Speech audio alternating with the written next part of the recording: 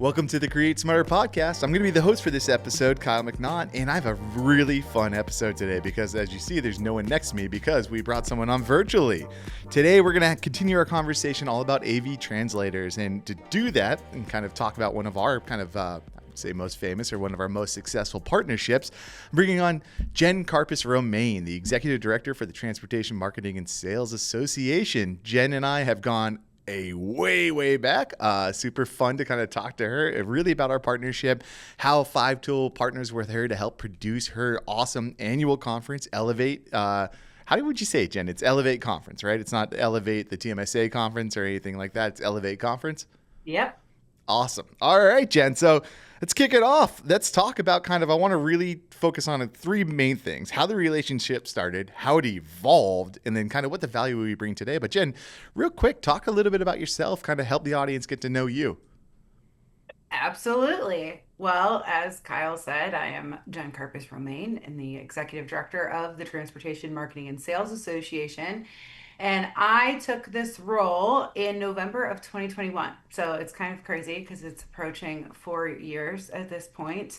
But with that, I was a director of marketing. So I had done trade show booths and things like that. But in terms of executing a full conference, never prior to taking this role. And so you became my video partner at my very first show. So back in 2022. So my history before that was, yes, I was director of marketing at a tech firm. We specialized in transportation and logistics was one of our verticals. I became a member of TMSA and just fell in love with it. And so when they were looking for new leadership, I'm like, yes, absolutely. I should just do that. So came in. And prior to that, I worked in journalism, and I have always loved the industry sector. I love that it's more exciting than people think it is. And I love helping companies see that, like really understanding that they do have differentiators and that there is something cool. And that if you're in the industry, you will also think it's cool and exciting. Like, yes, mainstream people are not going to care about, I remember I used to write about rubber, and I was on a plant floor I was working at a marketing agency at the time. And they're like, what are they doing? There's these huge rubber linings. I'm like, oh, they're looking at the temperature to make sure that the cure time is happening accurately. Because if it doesn't cure at the right temperature, it's not going to be able to go against the chemicals in the tank. And my whole staff was like, what? And they're like, the rubber company was like, that's exactly correct. Like, that's what they're doing. So I am a nerd. I like that kind of stuff, which is cool. But and coming then into this role, I wanted to update what the organization was doing. So TMSA is now over 100 years old. And so when you first came in, it was like, hey, we've had the same testimonial video on our website for many years. It was with our now board president, Beth Malik, was the thumbnail. And she was like, so excited about this change. So I needed a video partner that would be able to come in that initial show to be able to get feedback, get engagement so that we could better highlight what we were doing. And that's kind of how you guys initially came in, which is kind of crazy now to think about where we've landed now so many years in the future. But yeah, that was the initial. I remember I gave you a whole breakout room when you set out all your. Oh yeah, I remember. Yeah, all the lights. It was a huge breakout room too in Orlando. Mm-hmm. But it's so funny because it is something that we've experienced. A couple things you talked about there, very interesting. I think I've talked to you about how many event managers kind of entered the industry post-COVID and how it is right now. You're dealing with a lot of people who this is sort of like, hey, I came from marketing or I came from something else. And now I, like you, are wearing many hats, but one of them is an event manager side. And it's super kind of illuminating of, like you said, the first reason you and I interacted was from content marketing. You're like, hey, I need to update this. Let's talk about where's a good location for us to do this? Oh, we're doing an event. Might as well bring the video person here because I'm going to have different members, kind of verticals I have that are going to be able there to speak and do a testimonial. So it is kind of interesting to talk a little bit about that. But I kind of want to quickly, just from the event manager side, I mean, you wear so many hats, so it's absolutely something to talk about a little bit. But tell us a little bit, give us a quick overview about Elevate, right? How big it is, how many breakouts, how many general sessions, length, kind of what you're doing there, just from that event manager point of view. Let's talk about Elevate real quick. Absolutely. So our Elevate conference is typically ranges from like 180 to 230, 240 people, depending on the year. We are very heavy on education and networking. So we have a main stage and then we have four breakout rooms. So we do typically about three different breakouts with those four different rooms and then the main space. So year to year, like I always laugh because the hotels will be like, well, how do you want to configure the room? Like, how is the best way to configure your room? Like, I'm not one of those event planners that's like, oh, it has to be exactly like this. I want to work what's going to work best in the space, and that's going to change year to year. Like, we're skipping ahead into this year, but obviously, this was like a whole different ball game in 2025 because we actually used our main ballroom as two of our breakout rooms, and so there was so much coordination of that, which was only like spoiler alert, Kyle handled that. I didn't. I was like, yeah, make that happen. Thank you. But so it's a lot of execution between making sure those configurations work. We also then have like networking events and also an awards banquet, and then of course your meals. And so year to year, those will change between, yes, is the main ballroom going to be where you're having your meals to? Isn't that a separate space? How do you have an awards banquet look more special and unique, even if it's in the same exact place as where you are all day? We've done it both ways. I'm sure if there are other event planners that are listening, like, you know that people are going to complain to you if they have to walk too far from one place to the other, but also they don't want to be in one room the whole day either. You can't win no matter what you do. So you just got to do what's best for that particular conference. But so, yeah, there's a lot of moving parts, a lot of different speakers, a lot of different speaker setups. So we have some that are solo speakers, some that are dual speakers. We have panels, and then, of course, then those breakouts that are divided by category. So, as we said, we're the Transportation Marketing and Sales Association, so we'll have things that are just geared towards salespeople, things that are just scaled towards marketing, and then anything that we put on the general stage, we try to be applicable to both sides and to leadership. So it's a huge undertaking to hit all of those things.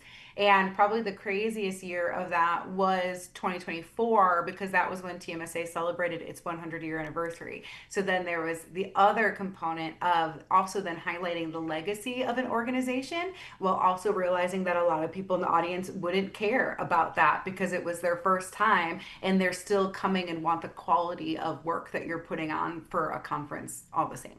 Yeah, no, you wear so many hats and like how you're trying to make it all work out. There's no exhibitors, right? Or there are, but there is no exhibitor floor or anything like that. Really, like you talk about the big standout, the way you kind of continue kind of the vibes and the culture of Elevate is very much networking and education. You want to give it, especially in the industry like transportation, a lot of it's kind of 1 to 3 person teams. It's not that many. So having the ability to kind of come in and create that association, kind of that membership feel is so important to you.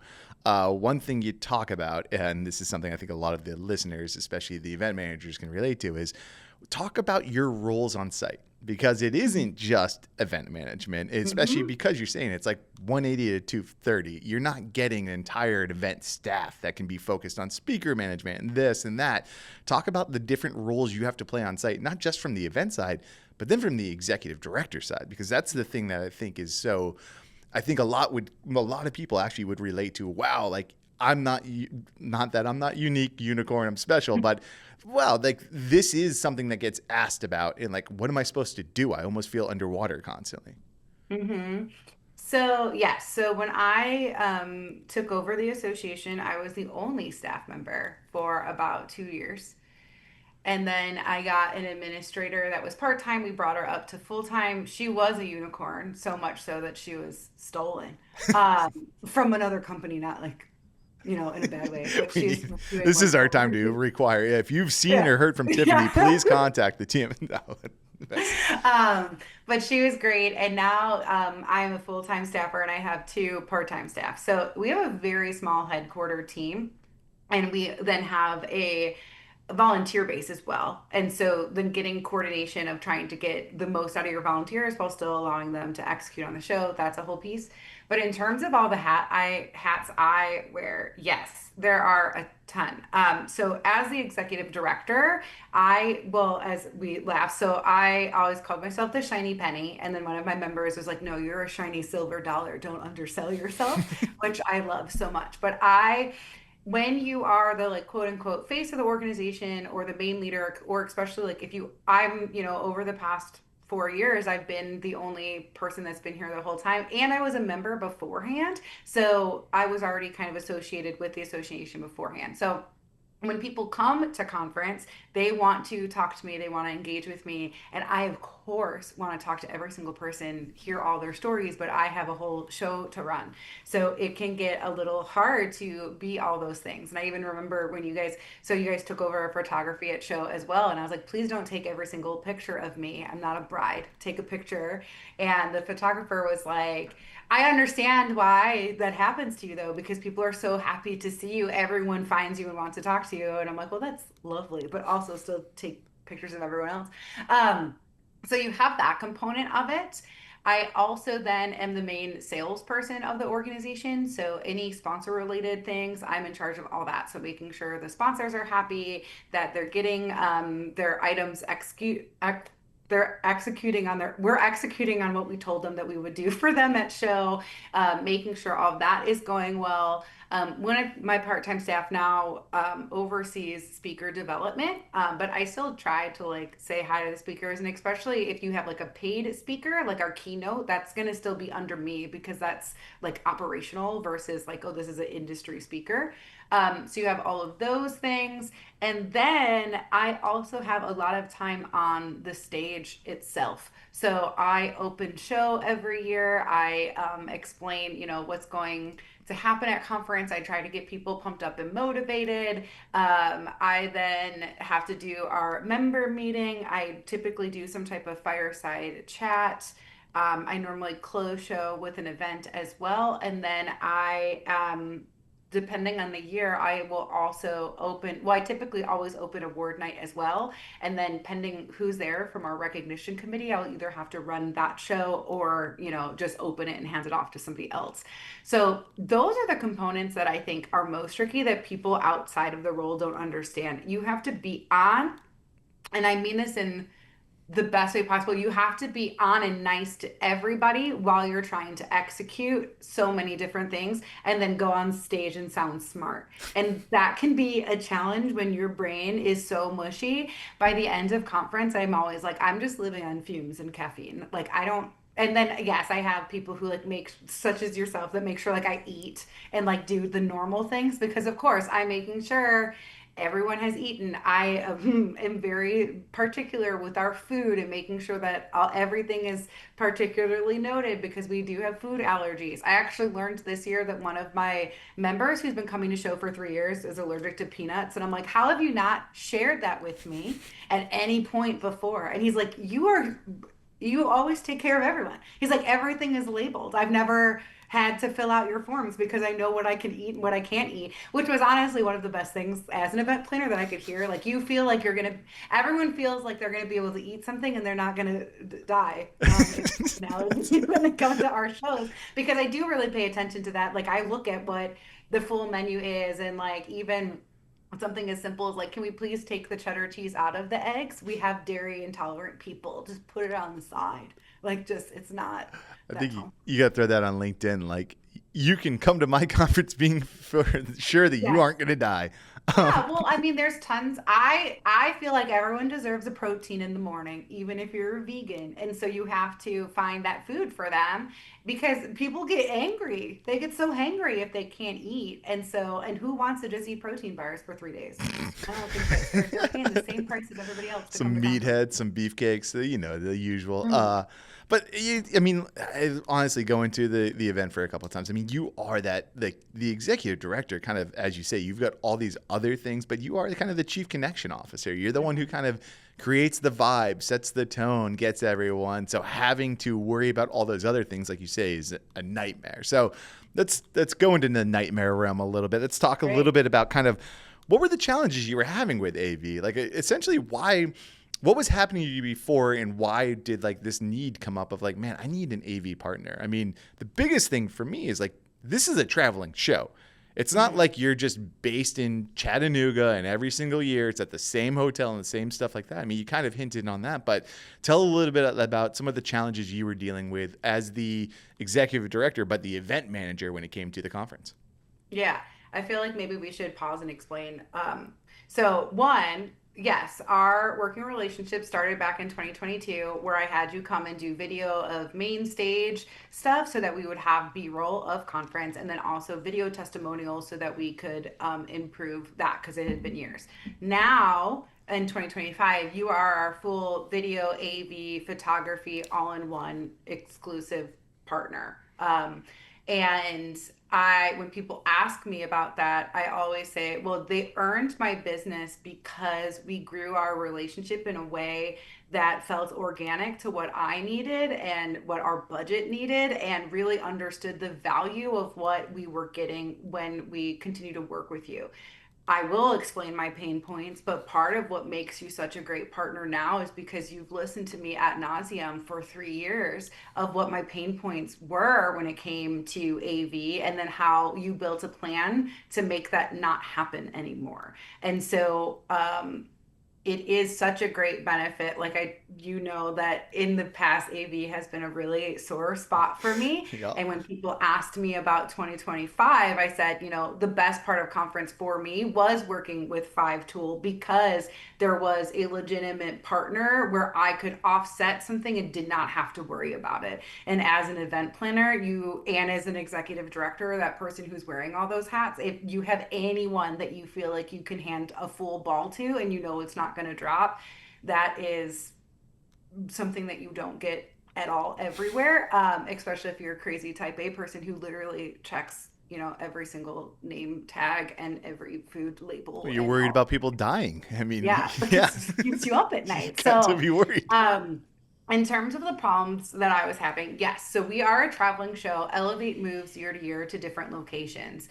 And so, one, as such a small headquarter team, just fundamentally having to explain the vision, the concept, what I needed year to year was exhausting. And it took so much time. Like, I don't have endless time leading into conference to sit and have these meetings over and over and over and over again, to then talk to somebody new on site to then explain it all over again.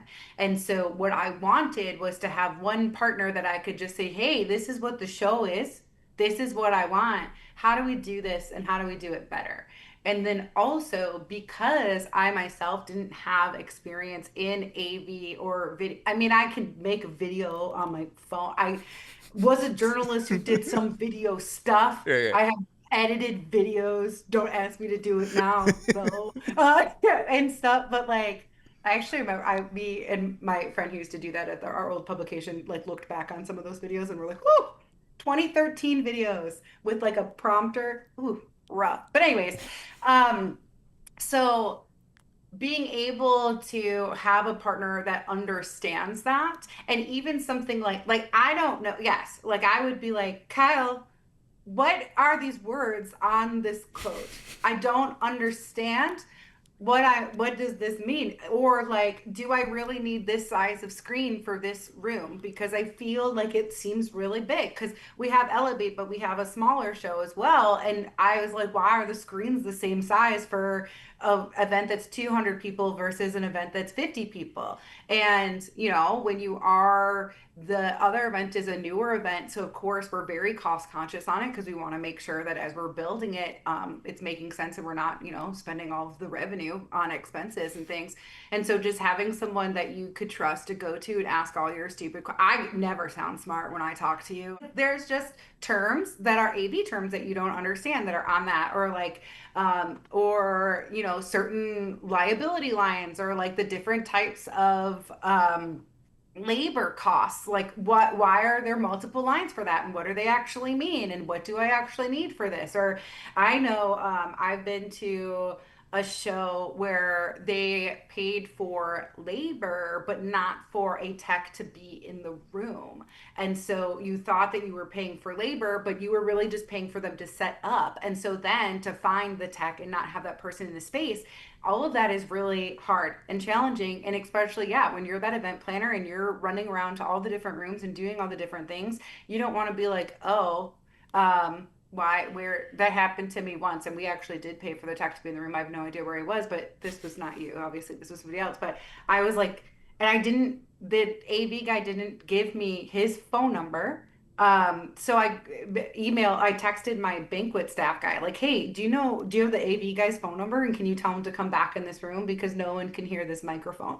And so I'm like, I don't want to start playing with the machines, because I don't know how to do that anyway. Right. And so then he eventually came back, but there's just these experiences where the quality wasn't necessarily where I wanted it to be, but then that also just really understanding what my needs actually were and how to match what I wanted to what the show was in a way that didn't overcharge me all kinds of money for what I actually needed. And correct me if I'm wrong, like it also is just straight up time consuming. Like the first Yes. one, you're like, oh man, okay, this might have been on me. I needed to spend a little Mhm. bit more time. But like you talk about, you're wearing so many other hats, and that's just for the event, never mind your actual day to day and what you're expected to execute on as the executive director.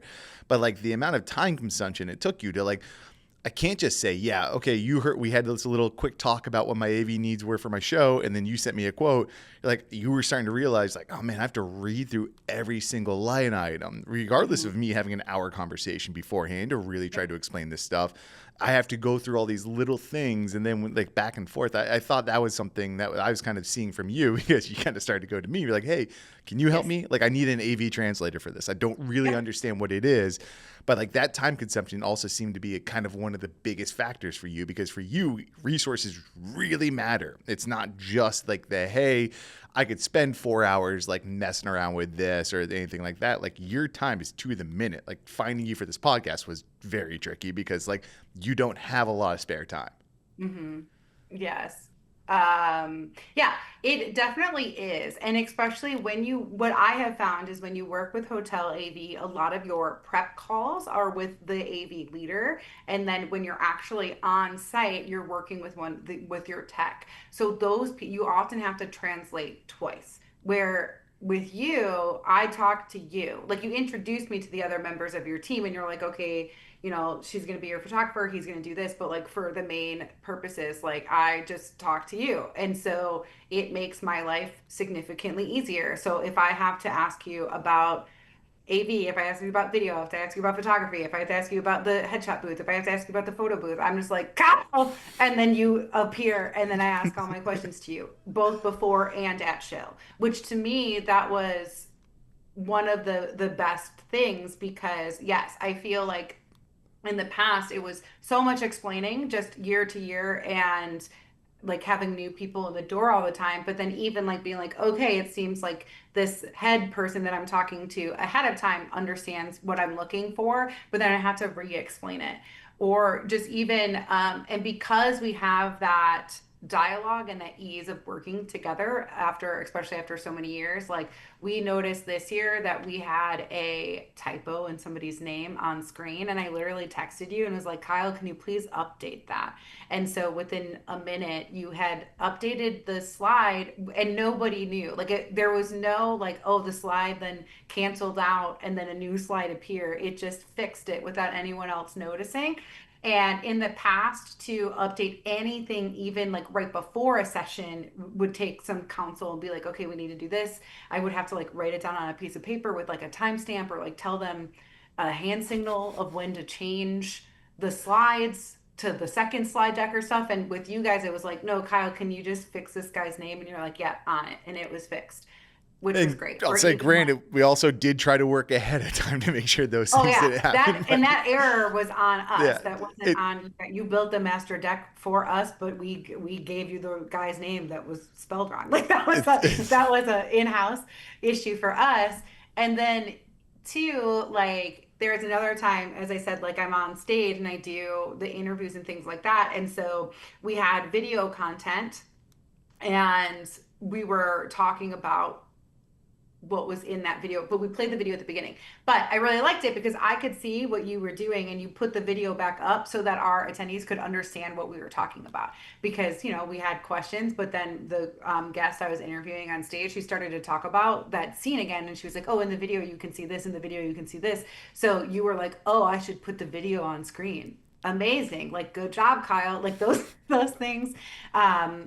There wouldn't have happened. And the way we had the screen set up, I could see that you were doing that. So like we have a trust and an understanding between each other that we don't like, we can still have that dialogue without ever talking. I'm like, okay, cool. Kyle understands he should put this video up when she's talking about the video. I can see when the video is going to end. And so I can start asking my questions again because I can see it on my screen. right. So that type of stuff was leaps and bounds better than any type of relationship I had with AV in the past, because I was always nervous that they were going to mess something up. So I would never have tried to up it more. I was just trying to get it to kind of the bare And as an minimum. AV producer with that, like that example of me being able to throw up the video, like that's not, I wouldn't say that's a typical thing. A lot of times AV, they aren't going to be that risk taking. It really came from our partnership that I understood, like she's calling for this. We've shown it already, but I can tell that she's actually talking a lot about that video and this stuff. So I was like, yeah, let's show that, because it's going to help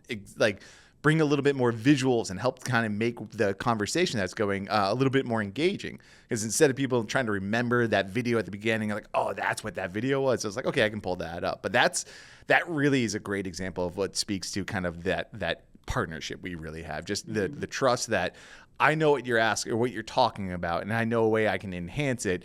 And it's not going to be something like you trust me and not going to be like, wait, what's happening here? Why is this AV guy throwing this on?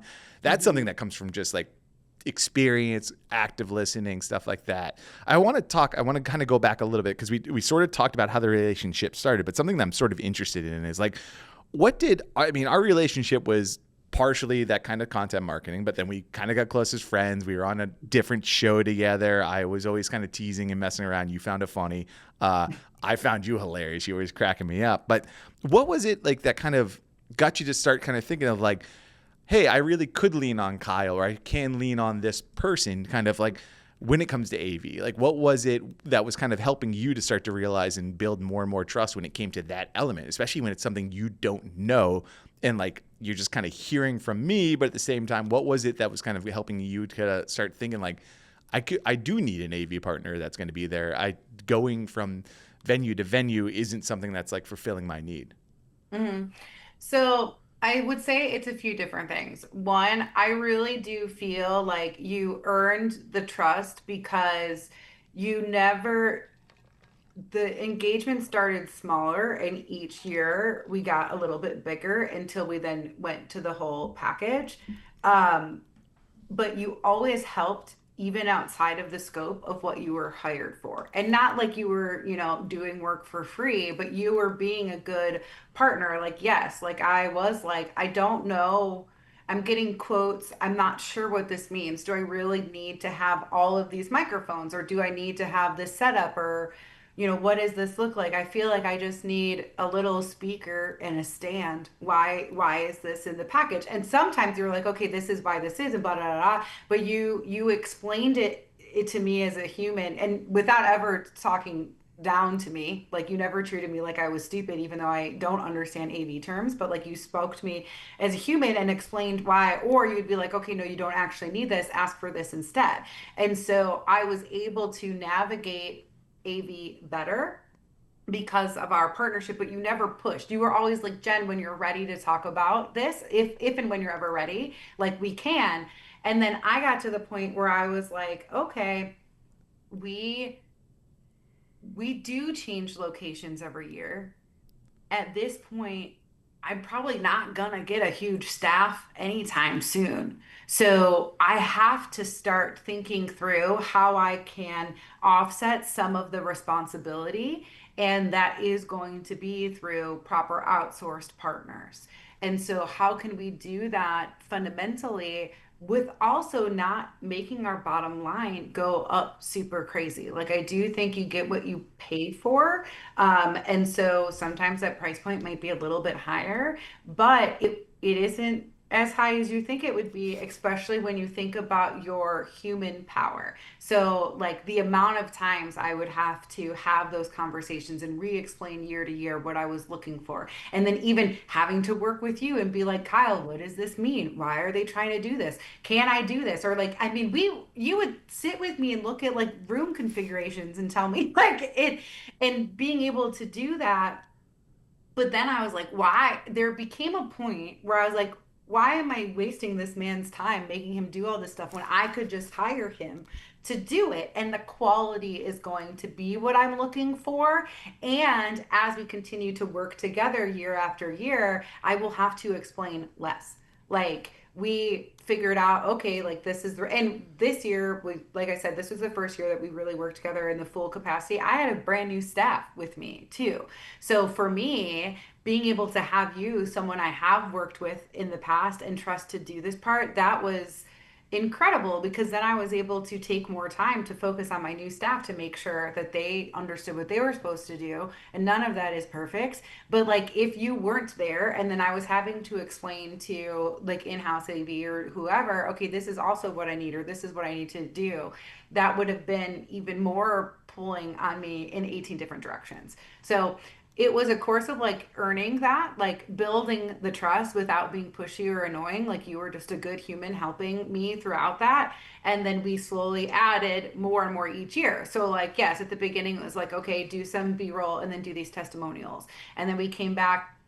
So for 100 years, you guys did our video content. We started doing all main stage sessions, and then you guys put together our beautiful 100-year test. Like, our we had a whole 100-year video, which is one of my favorite things that I would say that I ever produced. I did nothing besides tell you what to do. But like, we had a member that wrote a song for 100 years, and I was like, hey, I want this to be about Elevate because that's our main show, but also these are the other pieces of what TMSA represents and what we do and how I want to incorporate it. And I don't make any sense when I explain that, I don't think, but you were able to put it together in the way I was looking for. And so, but had you not been there, had you not understood all the pieces and engaged in those kinds of conversations, I mean, you've now talked to our members, you understand what they're looking for because you've been coming year to year. And so it just makes all of those processes easier.